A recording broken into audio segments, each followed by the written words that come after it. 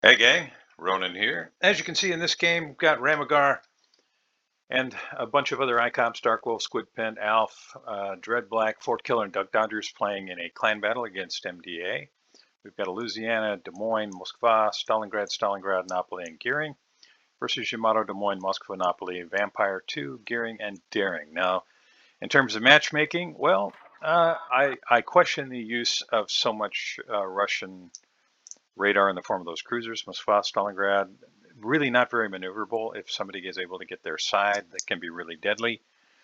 They've got great guns, Stalingrad, of course, and so does Des Moines, but the the Russian cruisers in particular, if someone's able to get their side, really struggle. So let's see what happens, and just understand that I may be pausing this from time to time as we kind of move forward through the replay to offer my thoughts. It's always interesting to see how a team will decide to position early in the game. So we can see we've got a Des Moines, we've got Ram here in the gearing, and it looks like Napoli headed for A. And everybody else looks like they're moving to C. Now you'll notice that MDA are using 3 destroyers, and I have to say right out of the gate that I kind of lean toward having more than 1 destroyer on the team. I I am a DD main, although I've played a little bit of everything. But I think having only 1 DD can kind of cripple you just in terms of spotting. Yes, there's a lot of radar, and you can get radared and blapped, but if you play reasonably cautiously, you can often mitigate that. So, yeah, it's definitely Des Moines and Napoli, and I guess maybe Louisiana. Or although Louisiana might just be heading to like stay on the sea line in the middle of the map so I can get guns everywhere. Not sure. I'm really hoping that Louisiana is going to be using guns rather than aircraft as their focus. And you can see that there are 2 DDs down there in the Charlie cap for the bad guys, and MDA. I think that's a smart move because they're going to cap it twice as fast, right? It's already, because it's a clan battle, things are going to be capped fairly quickly. And Ram he's really not able to get torpedoes over there, even if they were going to be there when his torpedoes arrive, which they won't. Now you can see that Ram is radio located and that he also has someone else radio located. I hope he's going to hold on to his torps here, but the way that he's looking around, I'm guessing we're going to see him launch. Torpedoes are launched. I would rather see torpedoes, especially in a clan battle, launched when you've got a target. This blind fire on a random, maybe that happens. But in a clan battle where teams are usually going to be, playing pretty cautiously, you're going to get a lot of nose in. You're going to get DDs that, well, let's just say I'll be surprised if these land and aren't really effective. So let me just pause this for a second. Okay, so I'm looking at the positioning. So we got Des Moines, Napoli, we got Ram here in the gearing. Other side, Stalingrad, Moskva, Stalingrad. Now Stalingrad is sitting broadside. And as you'll remember me saying just a couple of minutes ago, the Russian cruisers, if you show broadside like that, are just, they're really easy to citadel and do big damage to. Now granted, they've got armor and all that, but you got some reasonably decent ships down here, and you got a Yamato. And the Yamato's got the range to be able to hit the Stalingrad and do a lot of damage. So you'll see the Moskva and this other Stalingrad are kind of staying nose in. Now this is a 2-to-1 fight on this Stalingrad. If he had pushed around the corner and got nose in, maybe they could have overwhelmed one of these targets, maybe. But Moskva sitting there, he's maybe with radar, these guys are going to get these guys lit, but who can actually hit him? Right? All these ships have pretty flat arcs. Trying to hit these DDs is going to be really tough.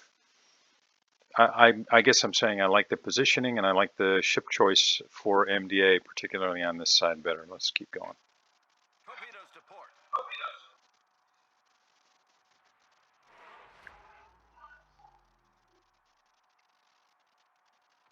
Looks like Ram's headed for the Bravo cap.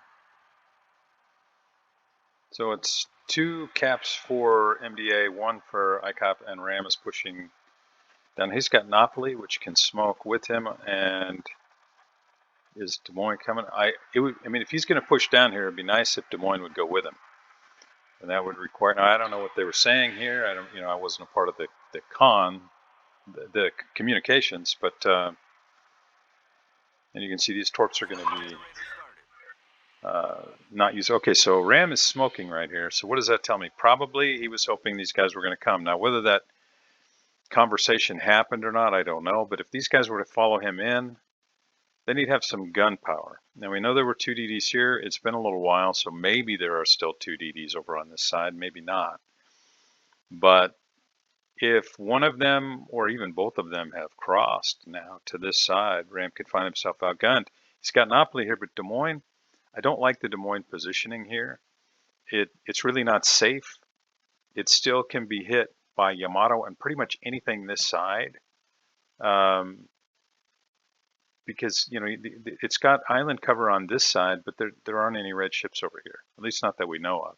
It looks like everything's here, and based on Ram's radio location, kind of out here. So the Des Moines in particular, I think I really do, looking at it, I think Des Moines should have, especially now that Ram is smoking, Des Moines should be pushing up into this cap to offer support, because there's something here, and I'm guessing it has to be a DD. Otherwise, it would have already been detected. So let's see what happens here. And maybe Ram was saying that, hey, follow me in. There's something here. I don't know. If he wasn't, well then, in the future, maybe that's a good idea. Okay, so we know there's a DD here. What were those daring? Were those daring torpedoes? And you can see, yeah, Ram's gonna, he's gonna, oh, he eats one.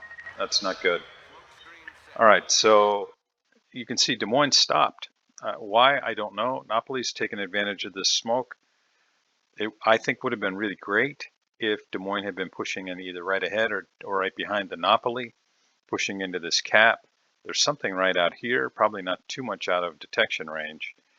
Ram is in the cap, and you can see that his detection range is at the end of the cap, and he still hasn't spotted anything yet. But since he's lost a lot of HP, if there's a DD here, that DD hasn't taken any damage, and Ram has. So he's got to count on the Napoli, and if the Des Moines were with him, I know that the 2 of these cruisers would blap any DD.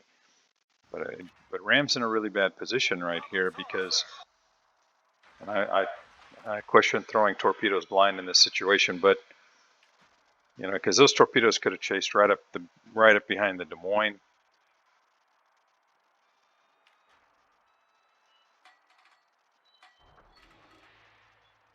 Now Ram may secure the cap. And Napoli, okay, so let's stop it. Napoli has turned around, and I do not understand that at all. So Ram's going to secure this cap. And I'm certainly no expert, but one of the things that you look for in this game are broadside shots, or angles that will allow you to hit somebody while you can't be hit. If these cruisers had pushed down this way, whatever's here, maybe these guys took some damage for sure, but this cap would have already been secured if Napoli had followed them in. And then there's cover here in these islands and these, and that would have created a crossfire, right? This way and this way. But what's happened is Des Moines has stopped here, which means this island and this island are going to offer lots of cover for the red ships. And well, let's move forward and see what happens. Now, if Ram gets spotted by a DD here, with Napoli in retreat, if he doesn't have his guns turned the right way, then he's not going to be able to help out. Now, Des Moines kind of at the south end of that cap, but I'm not sure why he's sitting there. And then Napoli, we'll just stop here. Napoli's going behind this island. I really do not understand that.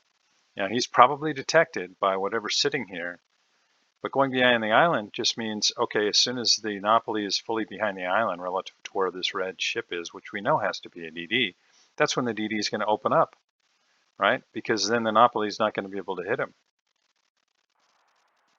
So I expect we're going to start seeing shots from an enemy DD here very soon.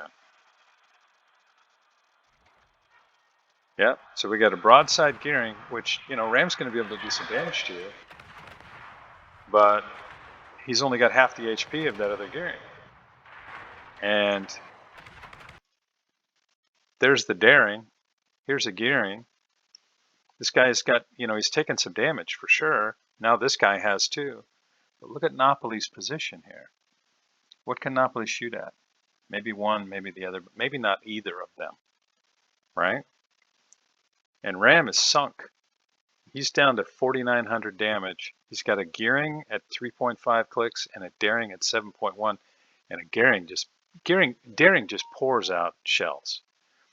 And between the two of them, it'll be a miracle if Ram survives this. Napoli is, in my opinion, totally out of position. Des Moines, totally out of position. When Ram smoked here, these guys could have been here. Yes, there would have been torpedoes to contend with, but I think these two destroyers would have been completely wiped out. And they might have been able to push all the way down here in that smoke and not even be seen. Now, I realize this is all speculation, but in general, I think it's fair to say that I think these guys right here played too passively. They had an opportunity to push in. Now, yes, could things have been done differently? Yeah, Ram might have gone around the island this way. These guys might have followed him around this way. Maybe smoked here, across, or straight across this way or something. But I think these cruisers, knowing all the big ships that were over here, these cruisers had an opportunity to help secure B and kill whatever was defending it. And instead, the positioning that they have, it's not going to really allow them to do that. And I think we're going to lose a Ram here right quick.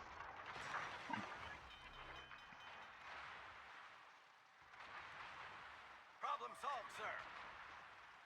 So the gearing is plainly planning to just traverse around the south end of this island. And as soon as he does, Ram's dead. He's got 468 HP. And you can see, there he is. So, you know, it's over for Ram. It's just a question of which ball he's going to get him. And why this gearing's using AP, I don't know, but it's not going to matter. Somebody's going to take Ram down here, and it's going to be happening pretty quick. Looks like Daring's going to do it from the other side. Okay, so as it stands right now, both teams are down one ship, but I totally give at this point, I give the edge to the Reds. They've got two DDs here. Napoli is in a terrible position. Where does he go now? He's got two DDs south of him that can keep him spotted. He could have a DD sitting right here. Napoli would have no way to see that. He could sit just outside of the Des Moines radar range, keep Napoli lit up, and if Napoli moves, he's going to get blapped by Yamato. All these guys are kind of in the same line, more or less. You know, if somebody had gone outside, maybe this guy, there's a lot of things you could do, but I passive play this side from our cruisers, and granted, there were two DDs here initially, but we know there are two DDs here now. So these guys are not pushing. They're just going to sit back here and they're going to find themselves crossfired. And I think that's what we're going to see here.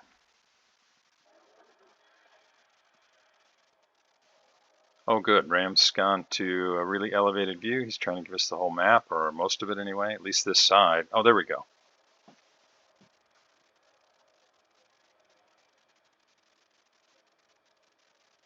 A tutte le unità, concentrate il fuoco sul bersaglio. Now, their MDA's Des Moines, I think, is in a great spot because he's able to put pressure on Duck in the Napoli over the top of that island. And the DDs, like I mentioned, one of them is spotting, the other one's just pouring shells in on Duck, and the Des Moines is adding some fire to Duck. So maybe Duck gets away, but he's forced to retreat, and Squid really isn't able to do anything from that position.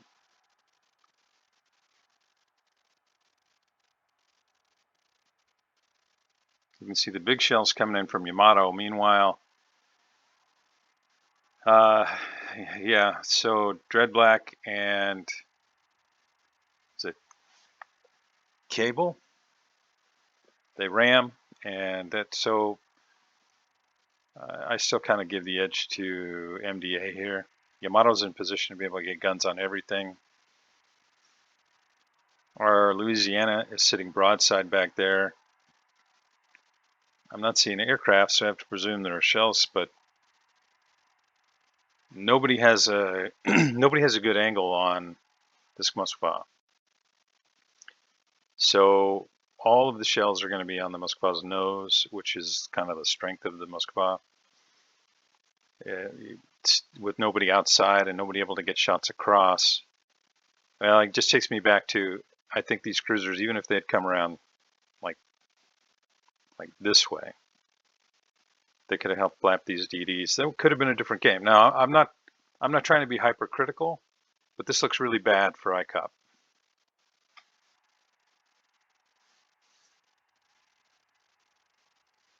And you can see the crossfire now. Des Moines on Stalingrad. And Stalingrad has to either go nose into the island or continue to try and back away. But either way, he's going to continue to just see a rain of shells.